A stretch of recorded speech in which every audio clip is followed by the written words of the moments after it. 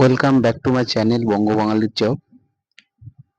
শুরুতেই সকলকে বলেই দিই যে যারা আমার চ্যানেলটা প্রথমবার ভিজিট করছে, তো সকলকে রিকোয়েস্ট করে বলবো যে চ্যানেলটা অবশ্যই সাবস্ক্রাইব করে রাখুন এবং নোটিফিকেশন আইকনটা অ্যাক্টিভ করে রাখুন, কারণ আমি আমার চ্যানেলের মাধ্যমে সেই সমস্ত কিছু জবের ইনফরমেশন দিই যে জবের ইনফরমেশনগুলো সাধারণত অনেকের কাছে থাকে না।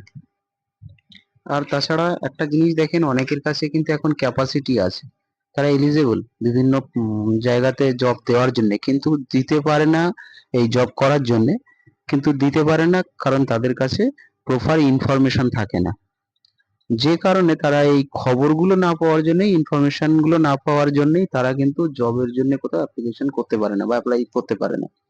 তো আমি চ্যানেলটা যেদিন প্রথম ক্রিয়েট করেছিলাম সেদিন বলেছিলাম যে আমি আমার চ্যানেলের মাধ্যমে এই সমস্ত খবর সবার কাছে পৌঁছে দিতে চাই যারা খবরের অভাবে যারা ইন্টারভিউ দিতে পারেন না।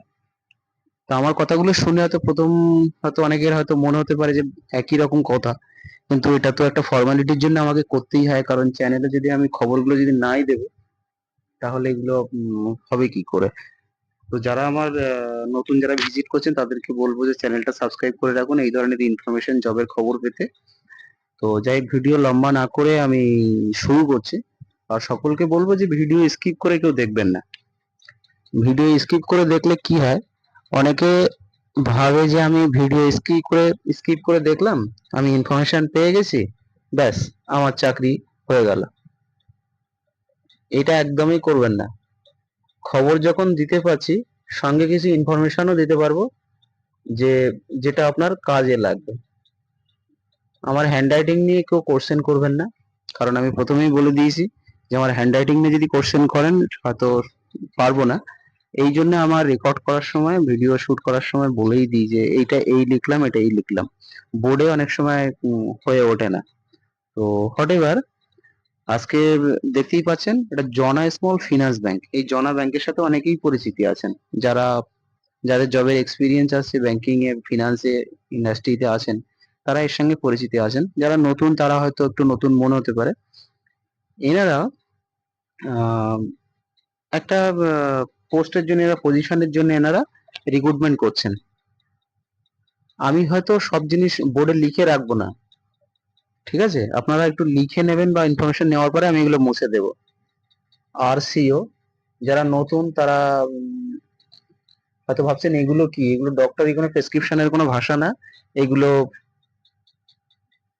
ওই ব্যাংকেরই কোনো পোস্টের শর্ট নাম, যেটা আমার কাছে ইনফরমেশনটা নেই, যেটা নেই সেটা ক্লিয়ার বলে দিলাম।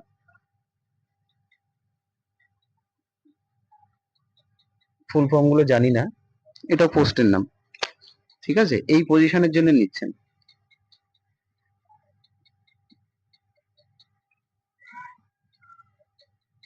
উম, তো এই পজিশনের জন্য আপনাদের হচ্ছে এনারা বলছেন, হ্যাঁ ভালো কথা একটা বলে দিই এই কথার মাঝখানে, যারা নতুন, আমি হয়তো এরপর যখন ইনফরমেশন দিতে দিতে যাব তখন হয়তো ভাববেন যে এই ব্যাংকের এই এই রিকোয়ারমেন্ট, এই এই রিকোয়ারমেন্ট, তাহলে আমি কি করে পাবো। এটা নিয়ে ঘাবড়ানোর প্রয়োজন নেই। আপনি যদি কোথাও যোগাযোগ না করেন তাহলে তো আপনি তো জবের ফিল্ডে আপনি এন্ট্রি করতে পারলেন না। লোকেশনটা হচ্ছে তমলুক ব্রাঞ্চ।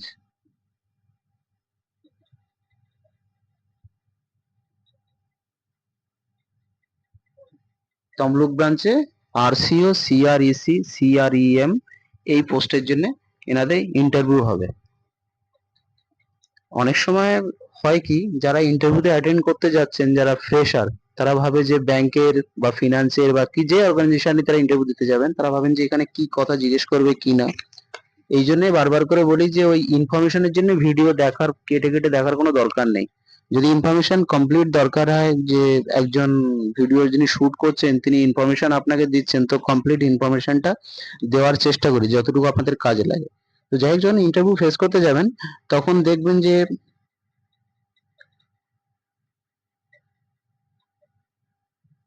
আপনাকে সেই ধরনের কোশ্চেন করবে যেগুলো আপনি সহজেই আপনি শুনেছেন, জেনেছেন। সিলেবাস ভিত্তিক কোনো কিছু জিজ্ঞেস করে না। আচ্ছা, এইটা না মানে আমি জানি না, যারা এই মেদিনীপুরের আসেন তারা এই জায়গাটা কি হিসাবে চেনেন। শালগেছিয়া, আমি এটা লিখেছি, কিন্তু এটা মাঝখানটাতে আমি যে পোস্টের যে এটা পেয়েছি সেখানে ছিল, আমি এক্সাক্ট জানি না।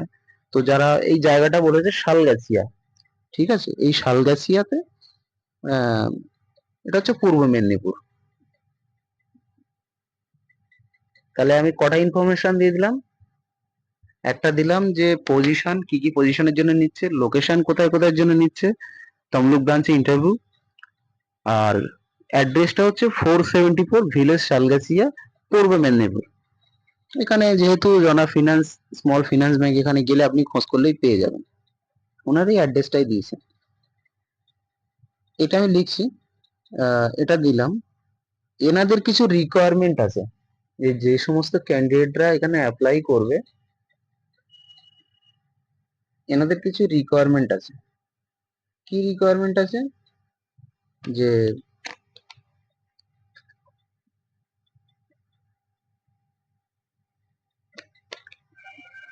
আপনাকে কমিউনিকেশন স্কিল ভালো হতে হবে।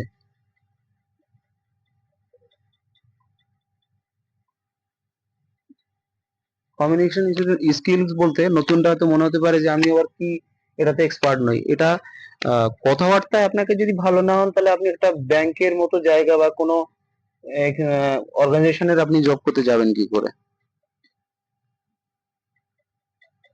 Customer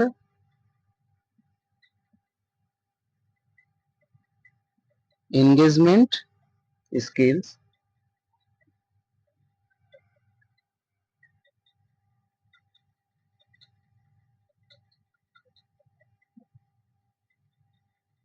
good banking knowledge. নতুনরা ভাবছেন যে আমি কি করে ব্যাংকের নলেজ আমি গ্যাদার করবো, আমি তো জবই করিনি।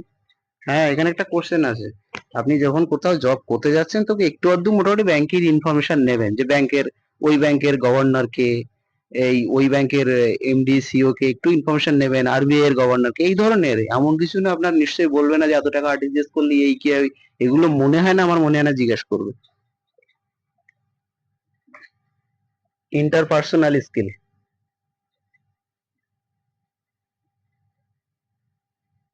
স্কিলস আমি পুরোটা লিখছি না, বুঝে নিয়েন। আর একটা হচ্ছে অ্যাবিলিটি টু ওয়ার্ক